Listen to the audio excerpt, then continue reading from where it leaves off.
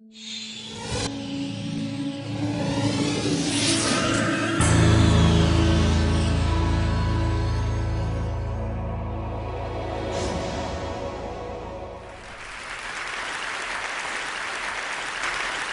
students often ask me, what is sociology?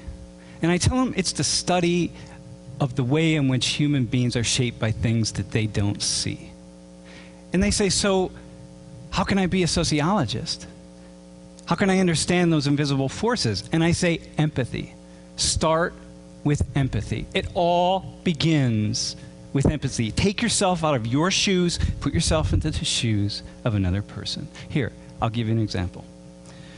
So I imagine my life if 100 years ago China had been the most powerful nation in the world and they came to the United States in search of coal. And they found it, and in fact they found lots of it right here. And pretty soon they began shipping that coal ton by ton, rail car by rail car, boatload by boatload, back to China and elsewhere around the world. And they got fabulously wealthy in doing so. And they built beautiful cities, all powered on that coal. And back here in the United States, we saw economic despair, deprivation. This is what I saw.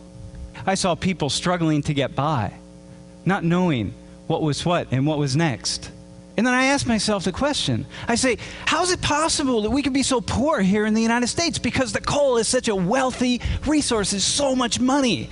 And I realized because the Chinese ingratiated themselves with a small ruling class here in the United States who stole all of that money and all of that wealth for themselves.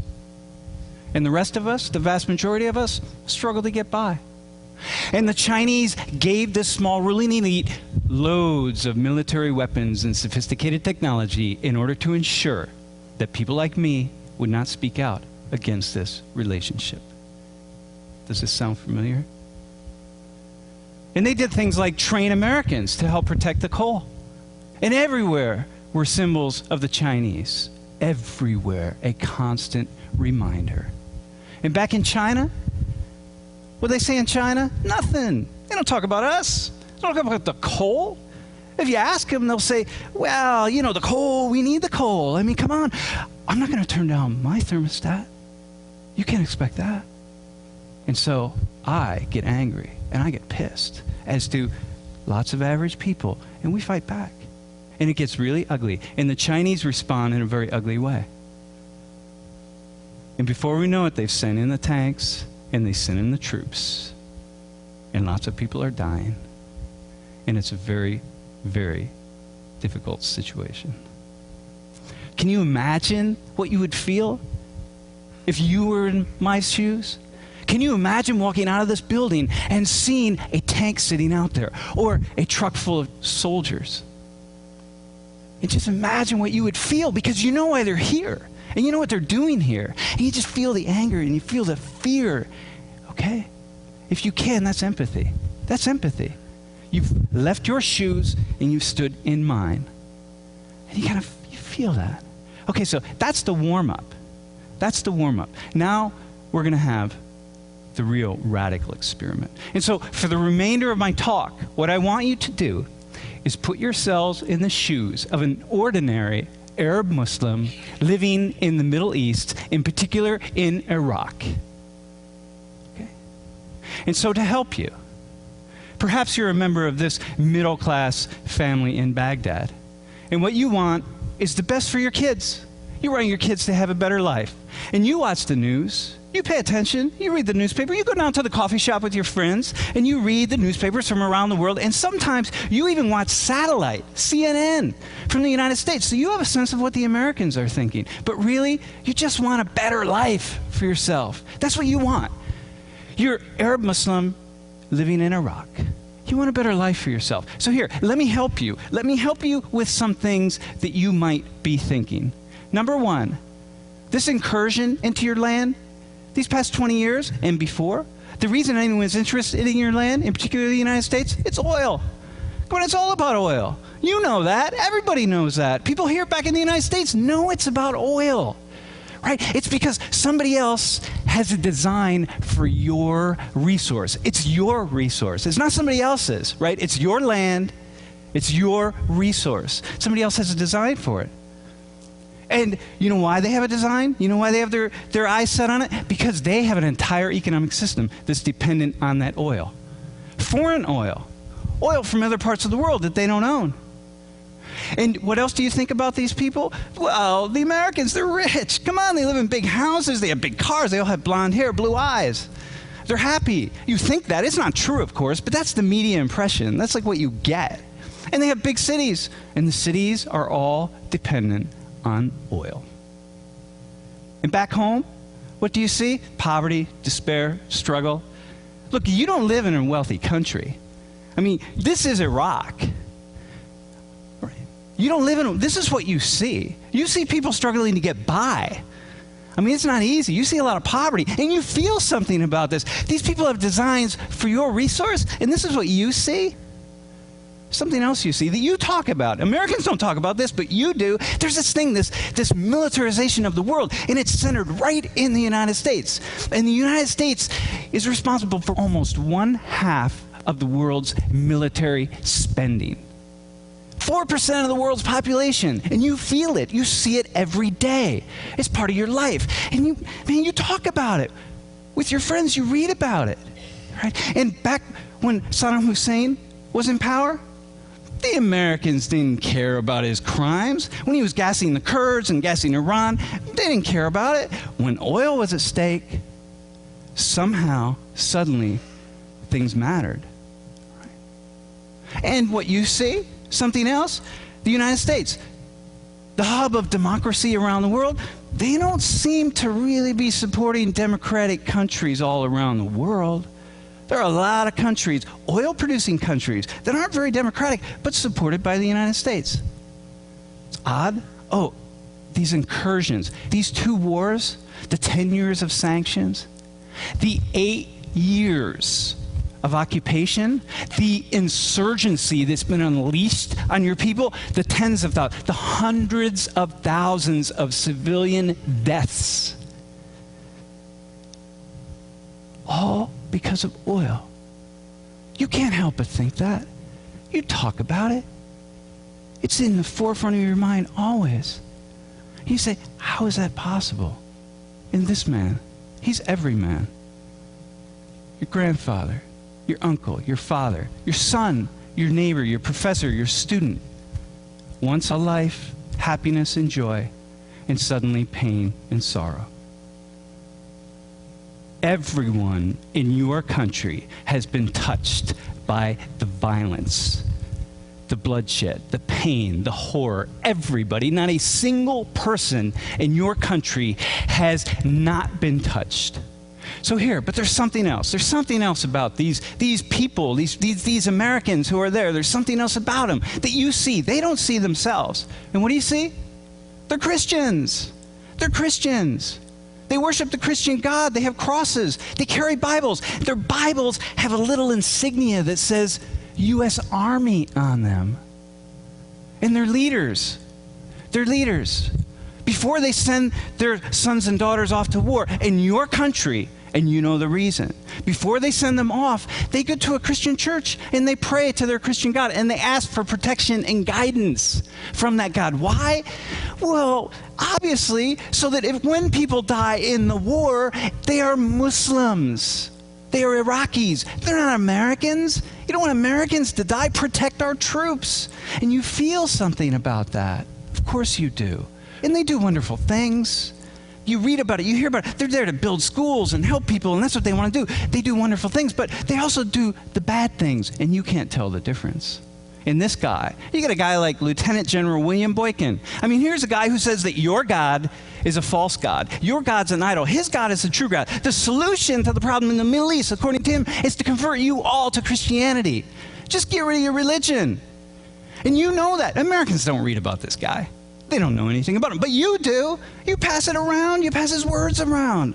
I mean, this is serious. You're afraid. He was one of the leading commanders in the second invasion of Iraq, and you're thinking, my God, if this guy is saying that, then all the soldiers must be saying that. In this word here, George Bush called this war a crusade. Man, the Americans, they're like, crusade, whatever, I don't know what that means. You know what it means. It's a holy war against Muslims. Look, invade, subdue them, take their resources. If they won't submit, kill them. That's what this is about. And you're thinking, my God, these Christians are coming to kill us. This is frightening. You feel frightened. Of course you feel frightened. And this man, Terry Jones, I mean, here's a guy who wants to burn Qurans, right? And the Americans, he's a knucklehead. He's a former hotel manager. He's got 36 members of his church. They laugh him off. You don't laugh him off.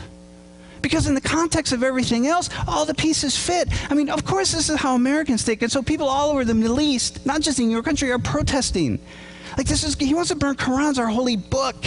These Christians, who are these Christians? They're so evil. They're so mean. I mean, this is what they're about. This is what you're thinking as an Arab Muslim, as an Iraqi. Of course you're going to think this. And then your cousin says, hey, cuz, check out this website. You got to see this. This Bible boot camp. These Christians are nuts. They're training their little kids to be soldiers for Jesus. And they take these little kids and they run them through these things. They teach them how to say, sir, yes, sir, and things like grenade toss and weapons, care, and maintenance. And go to the website. It says U.S. Army right on it. I mean, these Christians, they're nuts. How would they do this to their little kids? And you're reading this website, and of course, Christians back in the United States, or anybody says, this is some little tiny church in the middle of nowhere. You don't know that. For you, this is like all Christians. Like it's all over the web, Bible boot camp. And look at this. They even teach their kids. They train them in the same way the U.S. Marines train. Isn't that interesting? And it scares you, and it frightens you. So these guys, you see them? You see, Sam Richards, I know who these guys are. They're my students, my friends. I mean, I know what they're thinking. You don't know. When you see them, there's something else. There's something else. That's what they are to you. We don't see it that way in the United States, but you see it that way, right? So here, of course, you got it wrong. You're generalizing. It's wrong. You don't understand the Americans. It's not a Christian invasion. We're not just there for oil. We're there for lots of reasons. I mean, you have it wrong. You missed it. And of course, most of you don't support the insurgency. You don't support killing Americans. You don't support the terrorists. Of course you don't. Very few people do. But some of you do, right? And this is a perspective. Okay. So now, here's what we're going to do. Step outside of your shoes that you're in right now and step back into your normal shoes. So everyone's back in the room, okay? Now here comes the radical experiment. So we're all back home. This photo, this woman, man, I feel her. I feel her. She's my sister, my wife, my cousin, my neighbor. She's anybody to me. These guys standing there, everybody in the photo, I feel this photo, man. Okay? So here's what I want you to do. Let's go back to my first example of the Chinese. Okay? So I want you to go there. So it's all about coal, and the Chinese are here in the United States. And what I want you to do is picture her as a Chinese woman receiving a Chinese flag because her loved one has died in America in the coal uprising. And the soldiers are Chinese, and everybody else is Chinese. Okay? As an American, how do you feel about this picture? What do you think about that scene? Okay, try this. Bring it back. This is the scene here. It's an American soldiers, American woman who lost her loved one in the Middle East, in Iraq or Afghanistan. Okay? Now, put yourself in the shoes. Go back to the shoes of an Arab Muslim living in Iraq. What are you feeling and thinking about this photo, about this woman?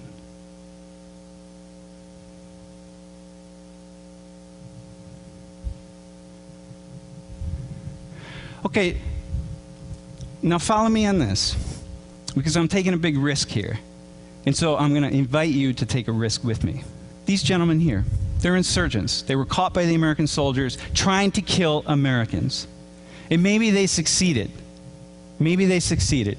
Put yourself in the shoes of the Americans who caught them. Can you feel the rage? Can you feel that you just want to take these guys and wring their necks? I mean, can you go there? It shouldn't be that difficult. You just feel, oh man, right? Okay, now, put yourself in their shoes. Are they brutal killers or patriotic defenders? Which one? Can you feel their anger, their fear, their rage at what has happened in their country? Can you imagine that maybe one of them in the morning bent down to their child and hugged their child and said, "Dear, I'll be back later. I'm going out to defend your freedom, your lives. I'm going out to look out for us, the future of our country." Can you imagine that? Can you imagine saying that? Can you go there? What do you think they're feeling? Right?